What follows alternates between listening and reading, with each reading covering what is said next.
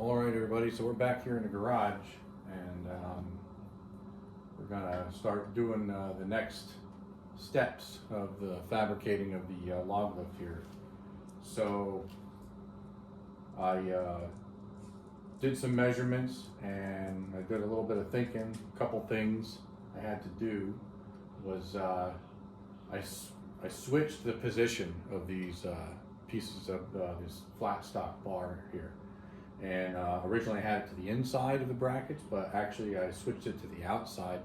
One reason in particular, and that was because when I have this in the stove position up like this, right, the angle, the piece of metal that I'm going to have bent over top of this, that's going to bridge across, okay, if I were to put this on the inside and I welded it to these mounting brackets, it would only be able to go up that far in any circumstances, whether the ram lifted it up to that point, which that's even got its limitations as to how high too.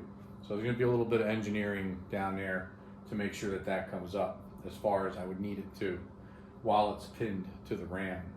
However, when I disengage the ram or unpin it, for lack of better words, from the actual log lift, you know, to move it around, whatever, up the street, so on. So I can move it all the way up. I need to make sure that I can bring it all the way up. So by bringing this to the outside of the bracket, it allows me to make that angle come in flush on both ends, and then I can flip it all the way up and get it out of the way. I have this pipe here. I'm not sure what the rating really is. I know it's pretty heavy duty stuff. I mean, it's got it's like 1/8 inch thick, and I think it's 1 inch.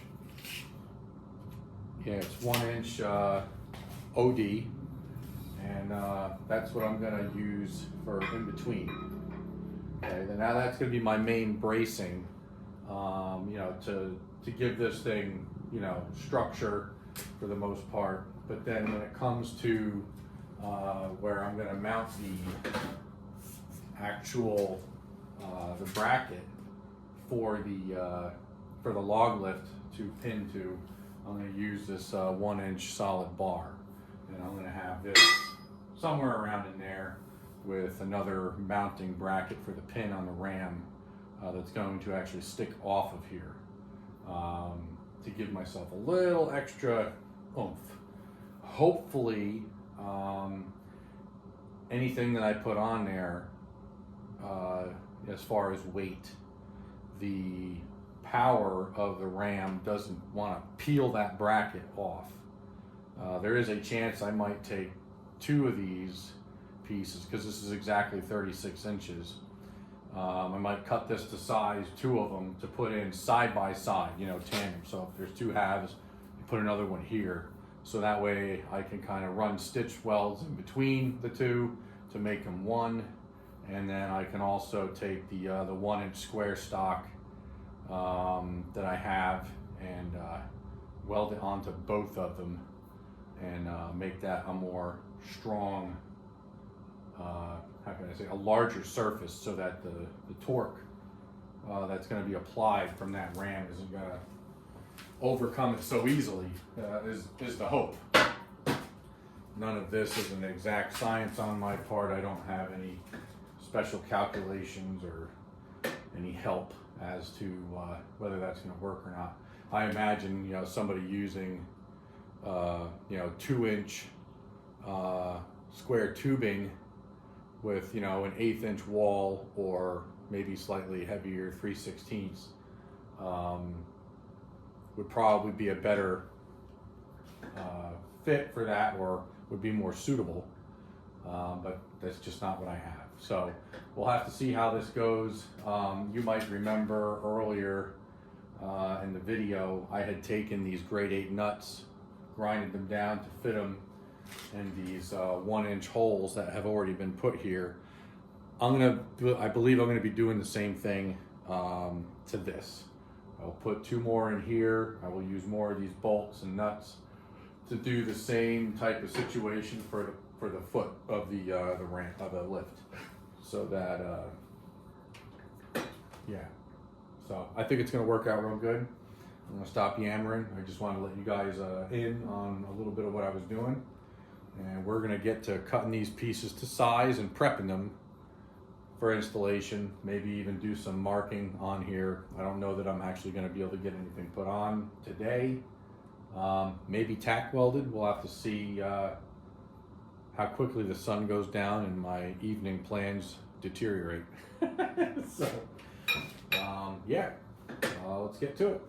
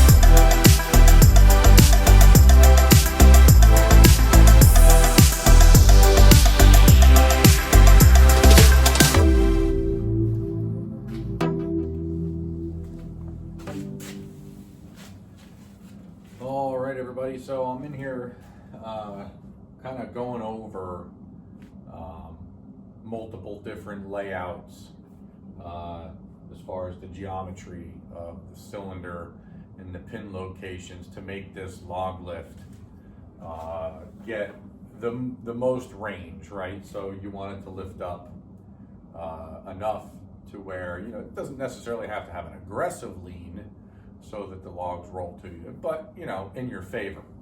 But you also want to try to tuck it away when you go all the way down to the ground to the point where, you know, it's not taking up a massive footprint. I mean, these splitters already do kind of take up a little bit of real estate around them.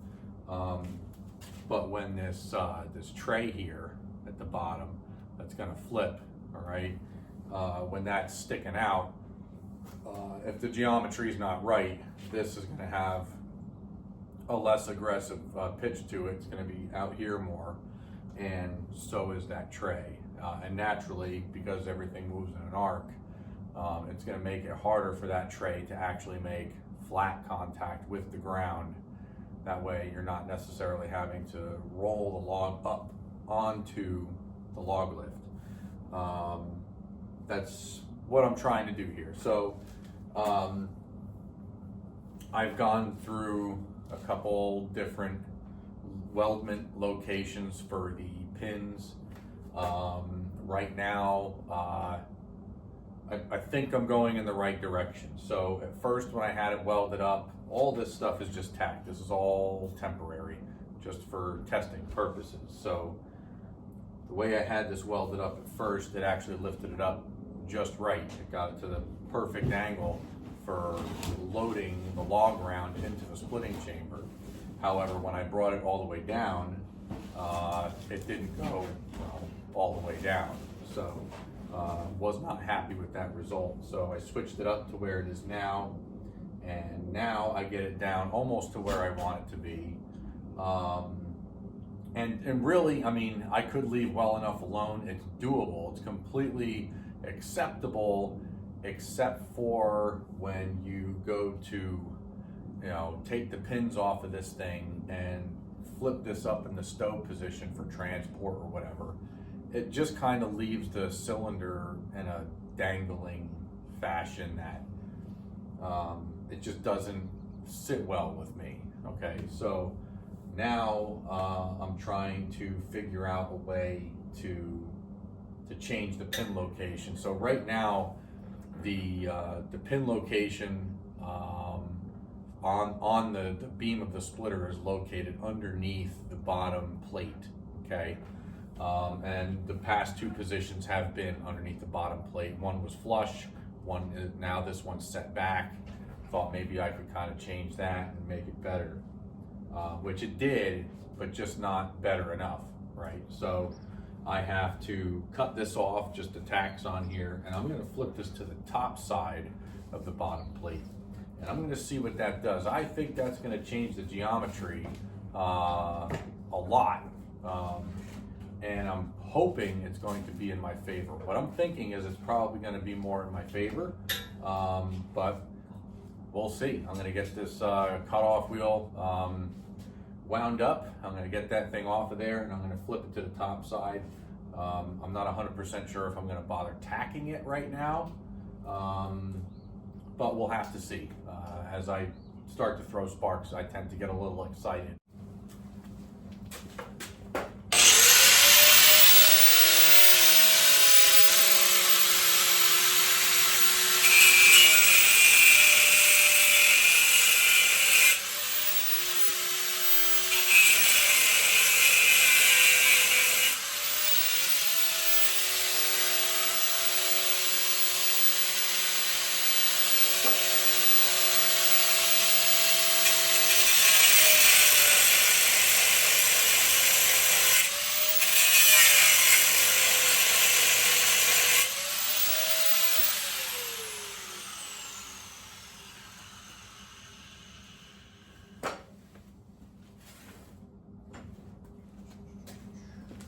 Well, there's the hammer. Hopefully. There we go. All right. So, hopefully, I'm not sure. I'm gonna have to get an idea. I feel like this is gonna have to be closer. At least closer to the edge by a little bit. Let's get a pin. I don't know if you guys can even see what the heck I'm doing. Let me get you guys in here real close.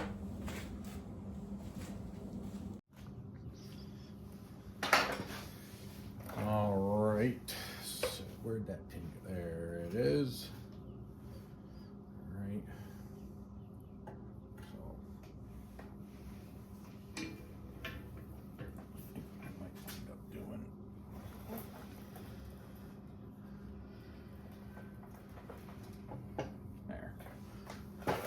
Right. So, okay. What if I change?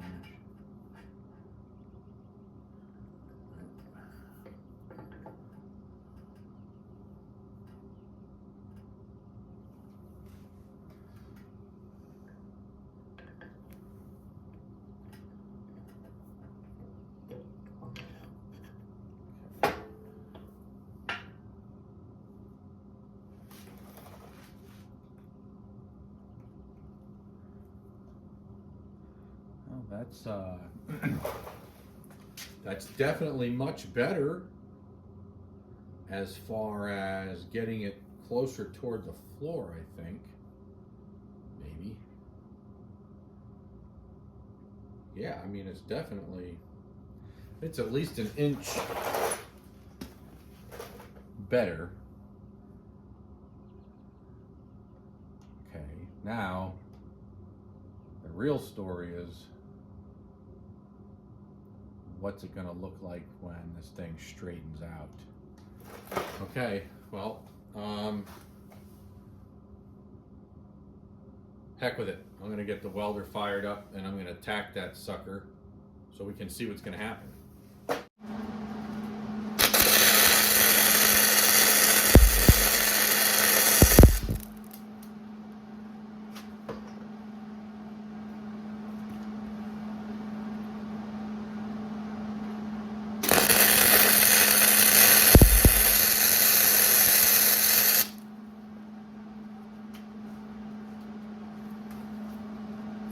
That should do it.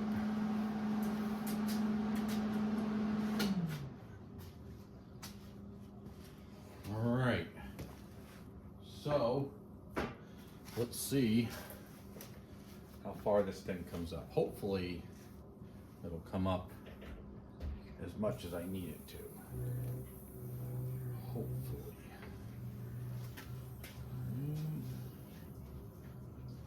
Okay, so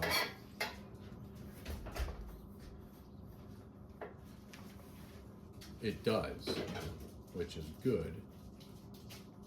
However, you can probably see here, this is getting pretty close to the cylinder. Now, if I didn't have such a big fat cylinder on there, it's a 3-incher. If I had a cylinder that was more like a 2-inch, that would be pretty good. But I'm still happy with the results. I think really this is just going to take maybe a little bit of thinking here. Maybe I can raise this tube up. Really, I mean, I could raise all the tubes up. I don't think it would do me any justice to raise this tube up. I don't know if you can even see that in the camera, but the tube where the actual ram is mounted to, if I raise that up, it's just going to bring it right back up tight to this one. So I might do something a little bit different. See if you guys can see what I'm talking about here. Let me turn the camera a little bit more this way. So you see where the ram is connected to that tube. I have a 1-inch piece of solid stock here. Now yesterday, trying to figure out some of the geometry, as you imagine this pipe rotating like this, right? As you rotate this, that changes this pin location, right? So it's going to swing it like this. And naturally, when you swing it closer, the ram technically would be further in, so that if it was fixed here and it didn't swing anymore, if you brought this back to say a 90-degree location, this is a little bit past 90. I would say this is probably 5 o'clock, okay? If you brought it back to 6 o'clock or even to 7 o'clock, that's going to make it so that this actually lifts higher, okay? And higher's good, except for this newfound obstruction situation here. So I might have to find something, might have to try to do something different. I might have to, I think I'm going to start with bringing this up, this tube. It's not necessary, I think, that this tube comes up or even the lower one, but just to accommodate this cylinder, I think it, you know, for me to move that up, it's not going to hurt anything at all.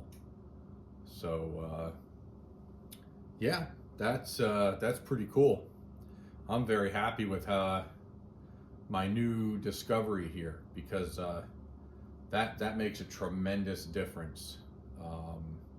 Because ideally what I would like to do is when it's time to transport this thing, I mean, this thing is really not going to leave the farm, so obviously I'm likely just going to lift up the log lift to the position that it's in, flip the thing over, and drive it to wherever in the log yard or on the property I need it.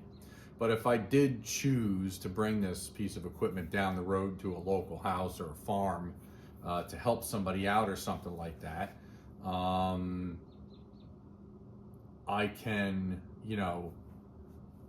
unpin here, okay, and I can, because if I leave enough slack in the hoses, I can swing this whole thing up and lean it against the top plate on the H-beam, and pin it, bungee it, whatever method it is that I see suitable, and I can let this kind of hang from this pivot point on here for that ride. Maybe bungee it with a rubber bungee or something like that, so it's not bouncing around. But I would like to be able to do something like that. And yeah, I think switching this up here is going to do exactly that. And that's awesome. That's definitely cool. So I'm pretty happy with that result. So yeah, I think, however, for this evening, that is all I'm going to do. I just wanted to come out here and play around with this a little bit more to see if I can make a difference here, and yeah, I believe it's working out. So that's going to be it for this evening, and I will catch up with you guys tomorrow morning, and we're going to get to trying to start bringing this more to a permanent sort of situation. I need to find out how I can square all this up. I don't have a fabrication table and nothing here short of the floor that I have that is remotely flat. So this because all this is temporary, I really didn't try super hard to keep this 100% square and get any twisting or racking that's going on in there. Like my pin locations aren't dead center, things like that. I was just trying to get the geometry working better. So we'll have to see how it is that I go about doing that tomorrow. So that's really what tomorrow is going to be, is trying to get this to a more permanent, how can I say, look, right? Or a permanent stage, a permanent state of being. So, anywho, that's going to be it. I'll see you guys in the morning.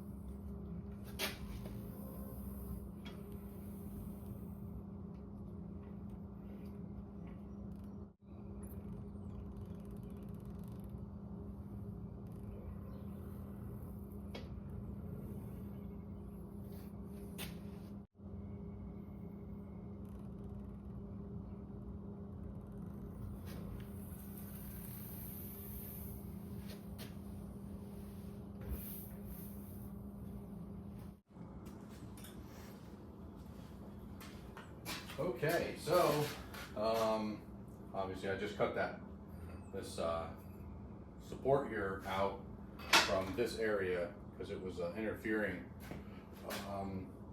with the cylinder. And what I thought was going to happen certainly did happen.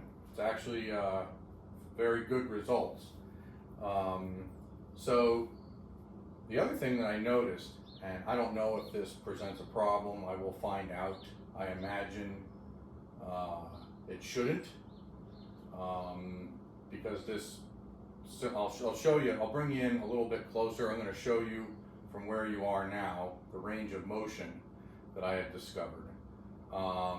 And also where there's a little bit of a interesting effect that takes place. And I think largely the reason why it's able to do so simply is because the system is not locked up with hydraulic pressure and check valves and things like that. So I'll show you the range of motion, and then I'll show you what happens throughout that range of motion up close. So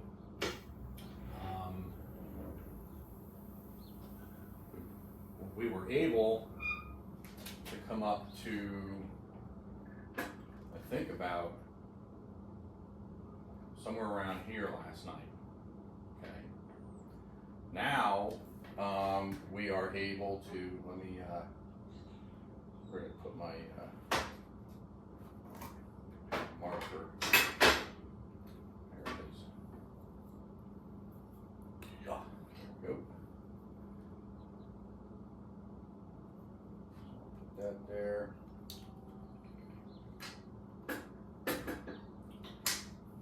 So now we're able to come all the way up to, it looks like somewhere in here. Okay. Technically we can go further, but it's kind of like an odd sort of thing going on there. Let me try to brace this up somehow. It's not going to be enough. Yeah, maybe that'll do. Let me get you guys in here a little closer, and I want to show you what happens here. Now you may be able to see the mark here on the ramp. It's a yellow paint mark there, and that is where we were able to get it up to last evening. So if you pull this support out and you go down to here, that's where we were able to make it to last evening. Now we were able to get it up to, I'd say, about here. Okay, of course the camera is now out of frame, so I'm going to bring you guys up. So now that mark is basically in a static area where you go up a little bit or you go down a little bit, and that mark doesn't move. However, if you continue the range, okay, and you keep going up, you will see, let me move the camera here, you will see that that mark actually begins to go back into the cylinder and back to the wiper seal there. So obviously with hydraulic pressure, kind of balancing a few things here at the same. So what I was saying a moment ago was, obviously with hydraulic pressure in the system and the fluid being under pressure under one side or behind one side of the piston, okay, and fluid being evacuated on the other side of the piston, I don't think this is going to present the problem, is what I'm trying to say. It's basically going to go up to its full extension, wherever that might be, and it'll stay there. I guess there is a possibility that if I got this up to its its static position, right?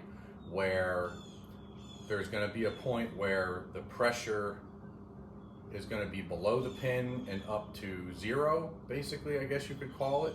And then from that 0 point above, if you did reverse the valve, if you were able to pull up on here a little bit and reverse the valve as if you were retracting it, I guess mechanically, I guess it could actually hydraulically lift all the way up beyond that 0 position. Could. I don't know. I'm going to find out. There's no doubt about it. And hopefully there's not a dangerous element to it, right? So we're going to have to see how that all goes. But that could be kind of cool in the way that, you know, you could use hydraulic pressure to lift this all the way up into a vertical position, because it goes pretty much almost completely vertical, if I remember correctly. So